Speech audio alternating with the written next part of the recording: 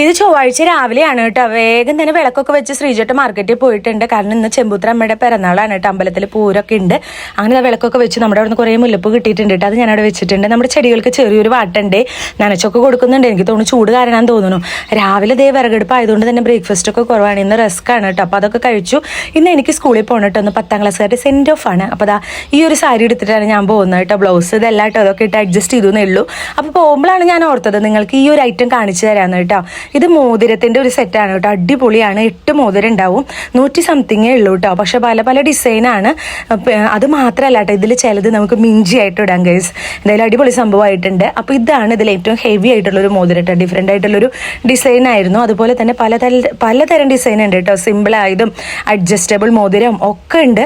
എനിക്കത് ഭയങ്കരമായിട്ട് ഇഷ്ടപ്പെട്ടപ്പോൾ ഞാൻ വിചാരിച്ചു എന്തായാലും നിങ്ങൾക്കൊന്ന് കാണിച്ചു തരാമെന്ന്. അതുകൊണ്ടാണ് ഇത് കാണിച്ചു തരുന്നത് കേട്ടോ. അതിൻ്റെ ലിങ്ക് ഉണ്ടെങ്കിൽ ഞാൻ ടാഗ് ചെയ്യാം കേട്ടോ. അതുപോലെ തന്നെ കണ്ടോ ഹാങ്ങിങ്സ് ഒക്കെ ഉള്ള മോതിരങ്ങളുണ്ട്. ഇതിൽ ഒരെണ്ണം നല്ല ഭംഗിയുള്ളതുണ്ടായിരുന്നു ഗൈസ്. അത് മിസ്സായിപ്പോയി എൻ്റെ കയ്യിൽ നിന്ന്. അപ്പോൾ ഇതാ ഇത്രയും മോതിരങ്ങൾ ഉണ്ടാവും. അപ്പോൾ എന്തായാലും ഒന്ന് നോക്കണേ. അങ്ങനെ അതൊക്കെ കഴിഞ്ഞ് ഇതാ ഞാൻ ജോലിക്ക് പോയിട്ടോ. പിന്നെ അച്ചുമോൻ അന്ന് പോയിട്ടുണ്ടായിരുന്നില്ല. പാറമോൾക്ക് എക്സാം ആയിരുന്നു. പാറമോൾ 11 മണിക്ക് വരും. അപ്പോൾ ഞാൻ പറഞ്ഞു 11 മണിക്ക് വരുമ്പോൾ അച്ചുമോൻ അവളെ കൊണ്ട് അമ്പലത്തിൽ പോയിട്ട് ഭക്ഷണം കഴിച്ചു. അന്ന് അമ്പലത്തിൽ അന്നദാനം ഉണ്ടാവും. ദേവിയുടെ എന്താ പറയുക പിറന്നാളാണല്ലോ, പിറന്നാൾ സദ്യയാണ് കേട്ടോ. അങ്ങനെ അച്ചുമോനും പാറമോളും പോയി. ശ്രീജേട്ട അവിടെ തിരക്കാവും കേട്ടോ. അതുകൊണ്ട് അച്ചുമോൻ പിന്നെ നോക്കിക്കോളുമെന്ന് എനിക്കറിയാം. അതുകൊണ്ട് അച്ചുമോൻ പാറമോളെ കൊണ്ടുപോയി ഇതാ അവിടെ വരി നിന്ന് ഭക്ഷണമൊക്കെ വാങ്ങിച്ച് കൊടുത്തുട്ടോ. പാറമോൾ എല്ലാ കറിയും കഴിക്കില്ല. പക്ഷേ എങ്കിലും അന്ന് എന്താ പറയുക നല്ല വിശപ്പെട്ടു. സ്കൂളിൽ നിന്ന് വരില്ലേ. അങ്ങനെ അവർ ഭക്ഷണമൊക്കെ കഴിച്ച് പിന്നെ അവർ ഇറങ്ങിയപ്പോൾ ദേ ശ്രീജേട്ട അവിടെ ക്ഷേത്രത്തിൻ്റെ കൗണ്ടറിലുണ്ടായിരുന്നു.